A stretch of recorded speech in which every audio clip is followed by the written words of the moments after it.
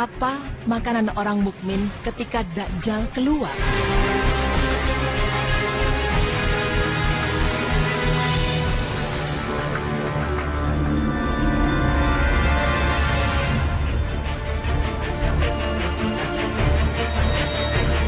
Pemirsa, akan tiba saatnya Dajjal keluar dari tempat persembunyiannya dan menyebarkan fitnah di mana-mana.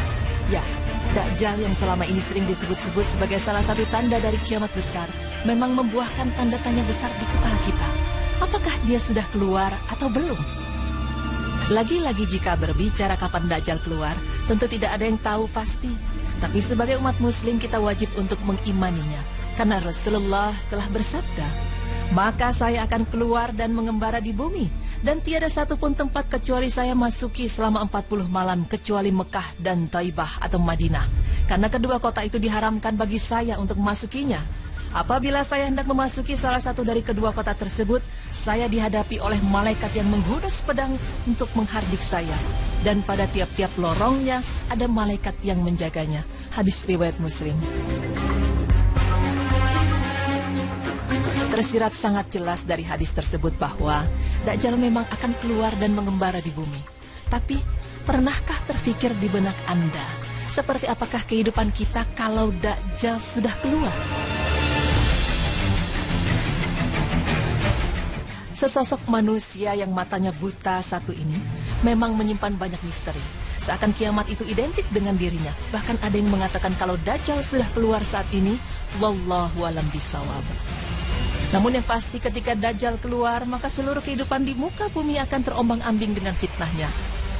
Adapun salah satu hadis dari Al-Qadi Iyad rahimahullahu yang mengatakan bahwa Allah Subhanahu wa taala memberikan Dajjal kemampuan untuk menghidupkan orang mati yang ia bunuh. Dajjal pun membawa sungai, surga dan neraka. Lalu selain itu ia pun dapat memerintahkan langit untuk hujan, dapat memerintahkan bumi untuk menumbuhkan tanaman-tanaman. Akan tetapi itu semua terjadi tetap dengan kehendak Allah Subhanahu wa taala.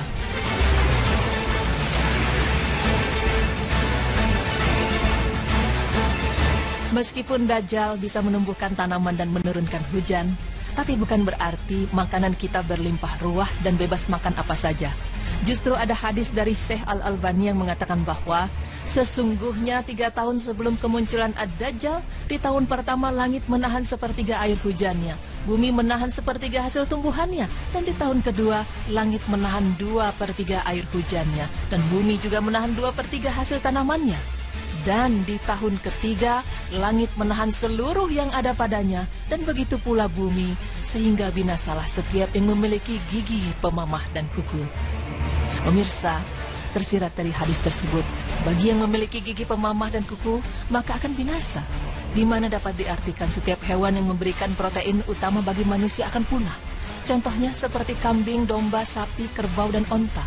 Lantas jika sumber protein utama kita punah, apa yang kita makan?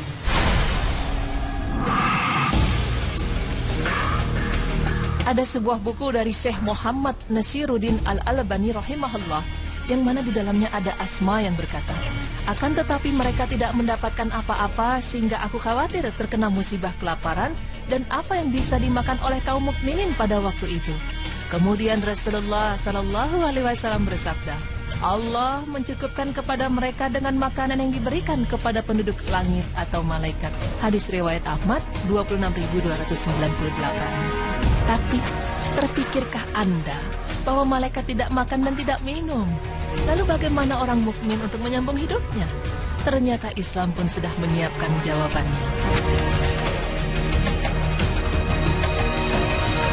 Para penghuni langit atau malaikat terbiasa setiap hari dengan melantunkan tasbih dan takbir. Maka dari itu Rasulullah SAW menjelaskan bahwa makanan kaum mukmin di masa itu ialah berupa makanan yang sama dengan penghuni langit, berupa tasbih dan takbir.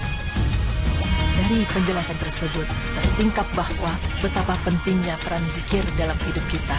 Bahkan jika dilakukan dengan baik dan benar, maka itu dapat menggantikan fungsi makanan khususnya protein yang pada masa itu menjadi barang langka. Namun, ada baiknya kita melindungi diri dari fitnah Dajjal. Bagaimanakah cara kita agar terhindar dari fitnah darinya?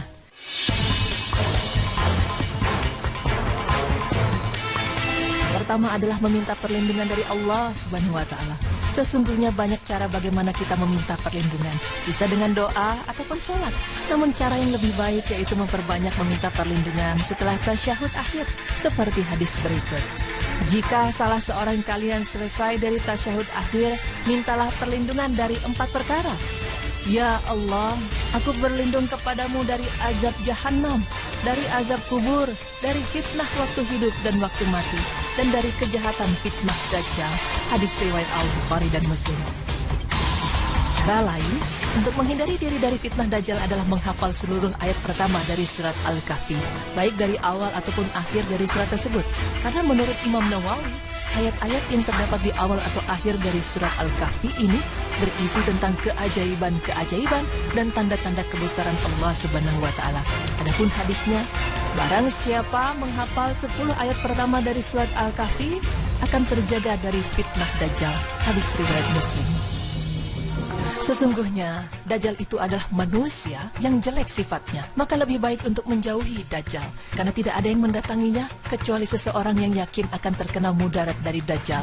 Hadisnya pun adalah, barang siapa mendengar keluarnya Dajjal hendaknya menjauh darinya. Demi Allah, sungguh ada seorang yang mendatanginya merasa dirinya beriman, tapi kemudian mengikuti Dajjal dikarenakan syubhat-syubhat yang dilontarkan Dajjal. Hadis riwayat Ahmad.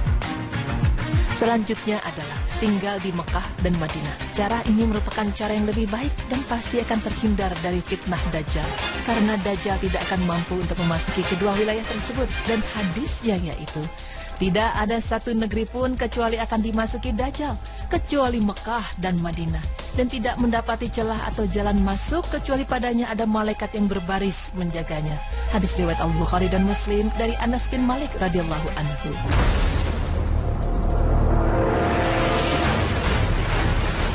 Pemirsa beriman, sosok manusia yang terkenal dengan bermata satu ini suatu saat nanti memang akan keluar menemui umat manusia di bumi. Dan kala itu, menurut hadis, langit akan menahan air hujannya dan bumi juga akan menahan tanamannya untuk keluar. Tapi, bagi umat muslim yang beriman, mereka tidak akan merasa kelaparan dan kehausan, karena makanan mereka akan diganti seperti makanan para penghuni langit, yaitu tasbih dan takdis.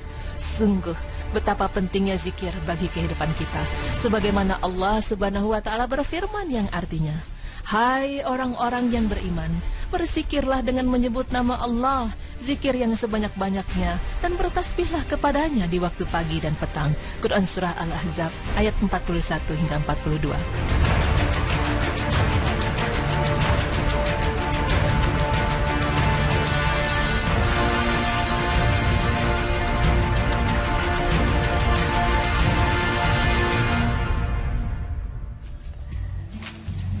Assalamualaikum warahmatullahi wabarakatuh. Alhamdulillah pemirsa, gimana puasanya hari ini? Insya Allah semua diterima. Amin. Dan masih semangat karena masih awal-awal nih, lagi semangat banget. Dan alhamdulillah pastinya kalau puasa pertama dan kedua nih lagi rame-rame buka bareng sama keluarga tercinta. Betul, kayak kita barusan buru-buru ya. Betul banget. Tapi saya sempat tadi buka bareng sama suami, tinggal nanti terawih dia nungguin saya biasa terawihnya. Masya Allah, senang sekali. Dan tadi kita udah bahas tentang ketika Dajjal keluar nanti, orang-orang di bumi ini makan apa? Bener banget, aku baru tahu ternyata ketika Dajjal keluar nanti sumber protein itu udah habis ya. Betul. Masya Allah. Jadi kita hanya makan tasbih dan takdis. Itulah kenapa kita harus sering-sering untuk berzikir, untuk sering berselawat, karena nanti itu yang akan jadi makanan kita ya. Betul sekali, kita harus membiasakannya dari sekarang. Tapi semoga tidak sampai ke zaman itu sih sebenarnya Sidi. Iya benar. Semoga. Nah baik pemirsa, setelah ini kita akan membicarakan tentang tips and trick tentang supaya kita lebih fit ketika lagi puasa. Pas banget itu. Kita perlu banget tipsnya nih karena masih ada 28 hari ke depan. Iya. Oke, nanti kita bahas, jangan kemana-mana, tetap di Berita Islami Ramadan.